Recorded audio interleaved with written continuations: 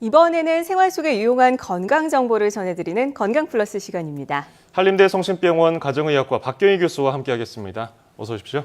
네, 안녕하세요. 네, 오늘은 어떤 이야기를 해볼까요?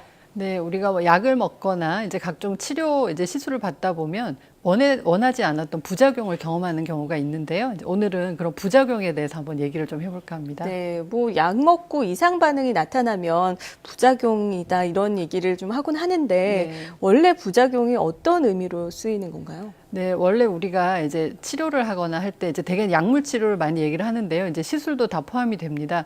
원래 우리가 이걸 함으로 인해서 바랬던 주된 목적이 있죠. 그래서 그런 효과를, 주된 효과를 나타내는 것을 이제 주작용이라고 하면 부작용은 그 주작용은 아니었는데 다른 기대하지 않은 반응들이 나타나는 겁니다. 그래서 영어로는 이제 사이드 이펙트라고 표현을 하는데 네네. 그런 것처럼 이게 부정적인 의미라기보다는 부가적으로 다른 증상이 나타나는 것을 의미를 하는 경우가 많거든요. 그래서 일례로 사실은 약의 부작용이 오히려 이제 나쁜 의미보다는 다른 문제를 해결하는데 사용되는 그 활용된 사례도 있습니다. 예를 들어 우리 감기약을 먹으면 상당히 많이 졸리잖아요. 그게 항히스타민제 성분 때문에 그런데 그런 졸림을 이용을 해서 이제 진정작용을 하게끔 항히스타민제를 쓴다던가 이제 일부 그 비만 치료제 중에는 원래는 비만 치료제로 개발을 했던 게 아니라 항우울제나 이런 것들로 개발을 했다가 하다 보니 이게 체중 감소 효과가 있어서 오히려 비만 치료제로 개발이 되는 경우도 있었습니다. 그리고 이제 시판되는 약 중에 남성 성기능 개선제인 실데나필 성분이라던가 이제 발모 촉진제로 사용되는 피나스테라이드 같은 경우 원래 그런 목적을 가지고 개발을 한 게 아니라 이제 역시 부작용의 사례를 다른 문제 해결에 활용한 케이스라고 볼 수가 있거든요. 그래서 부작용 중에 우리가 몸에 해가 될 수 있는 반응들을 이제 부작용이라고 하기보다는 오히려 이제 약물 유해 반응 또는 약물 이상 반응이라고 구분해서 이렇게 말하기도 합니다. 약간의 어감 차이인데 그런 의미가 있는지는 저도 지금 네. 처음 알았네요. 자, 그런가 하면은 아무리 흔한 약이라고 하더라도 옆에 보면은 주의사항 같은 게 써 있잖아요. 네. 그렇기 때문에 이 부작용의 사례가 어떤 것들이 있는지 좀 궁금한데. 예, 네, 그런 사실 거 어떤 말씀하신 게 있나요? 것처럼 모든 약제는 부작용을 가지고 있습니다. 왜냐하면은 여러 기전을 통해서 복잡한 기전을 통해서 약이 작용을 하기 때문에 예. 원래 원했던 것 이외에도 다른 부작용이 나타날 수밖에 없게 돼 있거든요. 그래서 사람에 따라 나타나는 정도가 다를 뿐이고요. 부작용으로 인해서 이제 임상 연구가 중단이 되면서 해당 약제에 대한 모니터링을 좀 더 강화해야 된다 이런 사례들도 있었는데 우리가 이제 여성 호르몬 치료제를 그 폐경기 이후에 많이 사용을 하게 되잖아요. 근데 예. 한 뭐 불과 얼마 전만 해도 이런 여성 호르몬제를 그냥 그 젊음을 회복해주는 약이다 이렇게 생각해서 많은 분들이 병원에 와서 여성 호르몬제를 무조건 처방해달라 이런 경우가 있었거든요. 근데 대규모 역학 연구에서 이걸 실험을 계속 하다 보니까 임상 연구를 하다 보니까 뭐 혈전이 생성되는 위험성이 높아진다던가 자궁 내막암이나 이런 여성 관련된 그 암의 위험성이 증가됨으로 인해서 이제 향후에는 앞으로는 이게 아무렇게나 막 사용되기보다는 네네. 그냥 무조건 먹기보다는 이제 철저한 적용 기준을 마련해서 처방을 해야 된다 이런 얘기들이 많이 나오면서 환자분들이 뭐 무조건 호르몬 치료 해주세요 이런 사례가 많이 줄어들었습니다. 그래서 그런 것 이외에도 당뇨병이나 이제 비만 치료제 중에 혈당 조절이나 체중 감소 효과는 아주 우수하지만 각종 심혈관 질환 위험성 증가로 인해서 시장에서 퇴출된 사례들도 있었습니다.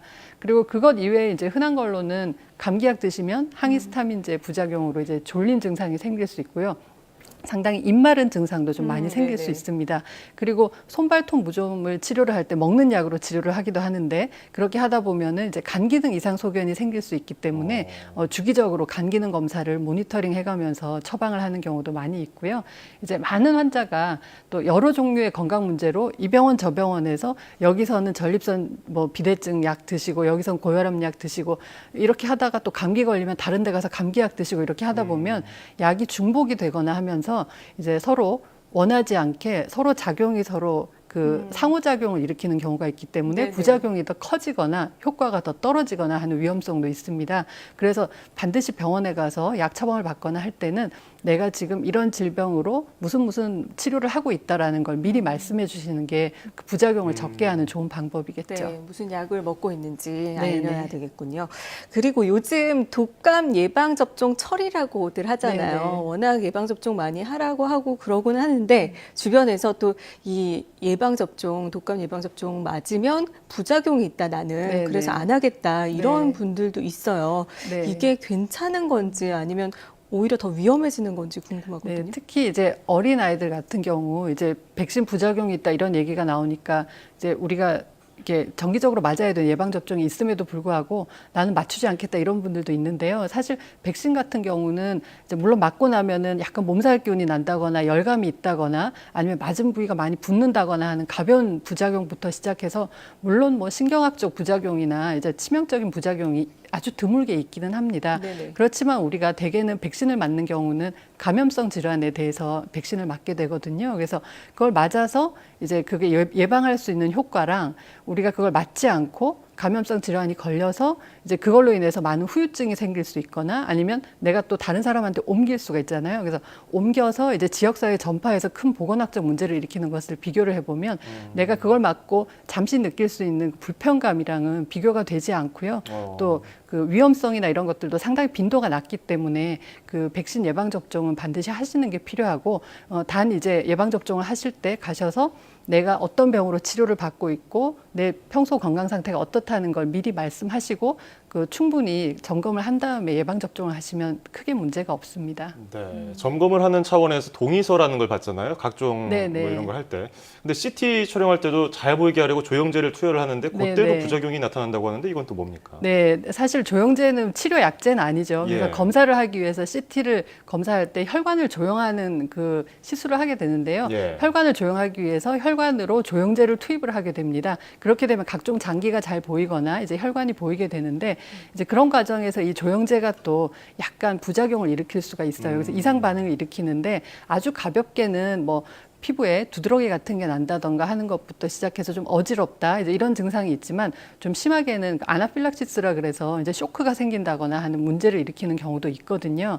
그래서 이제 대개는 그런 문제에 대한 그 설명을 미리 하고 동의서를 받게 되는데 네. 사실은 검사할 때 검사실에 대개는 거의 대부분 그 응급처치를 할 수 있는 키트가 다 마련이 돼 있습니다. 그렇기 네. 때문에 검사를 꼭 해야 되는데 내가 그게 무서워서 그런 공포로 인해서 검사를 절대 받지 않겠다. 이제 그렇게 미리 걱정하실 필요는 없습니다. 근데 이제 조영제에 한번 부작용이 생겼다 그러면 사실은 다음번 검사할 때 비슷한 부작용이 생길 가능성이 있거든요. 물론 뭐 조영제 종류에 따라서 조금 달라질 수 있긴 하지만 반드시 검사를 할 때 이제 의사 선생님이 처방을 해주시면 아 내가 예전에 조영제 부작용이 있어서 한번 좀 힘든 적이 있었다 이렇게 말씀을 해주셔야지만 그런 처방을 피한다거나 아니면 알레르기 내과 전문의 선생님이랑 상의를 해서 뭐 다른 종류의 거를 쓴다던가 이런 것들을 이제 생각해 볼 수가 있습니다. 그래서 반드시 그런 부작용 사례에 대해서 반드시 미리 말씀을 해주시는 게 필요합니다. 네, 그렇군요.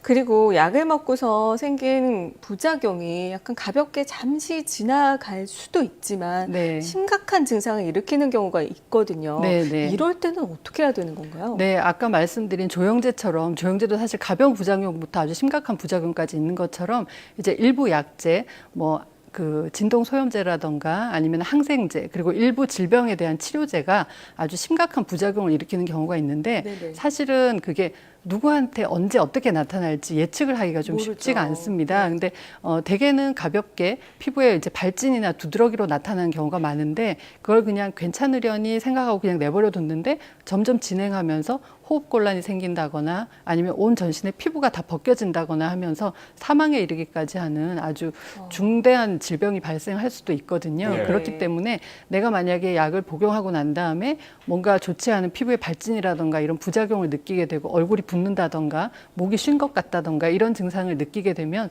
반드시 병원에 가셔서 적절한 진료를 받으셔야 되고 그 알레르기 내과 전문의 선생님이랑 상의를 하셔서 어떤 약제가 나에게 이런 문제를 일으키는지를 반드시 찾아야 됩니다. 그렇게 해야지만 이런 해당 약제뿐만이 아니라 해당 약제랑 기전이 비슷한 다른 약들도 비슷한 부작용을 일으킬 수가 있기 때문에 예. 그리고 내가 피해야 되는 약의 리스트를 이렇게 미리 알고 있는 게 훨씬 더 중요하거든요. 그래서 반드시 그 알레르기 내과에서 상의를 하시고 그 진단을 받으셔야 됩니다. 네. 왜 약을 조심히 먹으라고 하는지 좀 알 것 같은데 그렇다면 어떻게 해야 이걸 좀 오남용으로 인한 피해를 막을 수 있는지 짧게 한번 들어볼까요? 네, 사실 병원에서 처방받아서 복용하는 약제들은 대규모 임상 연구가 진행된 거기 때문에 사실은 부작용이 이미 알려져 있고 예측이 가능합니다. 예. 그래서 부작용이 생긴 경우에는 반드시 병원에서 적절한 치료를 받는 게 필요하겠고요. 더 문제가 되는 것은 그런 것들이 검증되지 않은 일부 보조제 같은 것들이 더 문제가 될 수 있습니다. 그래서 그런 것들의 오남용을 좀 피해 주시는 것이 더 좋은 방법일 것 같습니다. 네, 잘 알겠습니다. 지금까지 한림대 성심병원 가정의학과 박경희 교수와 함께했습니다. 오늘 말씀 고맙습니다.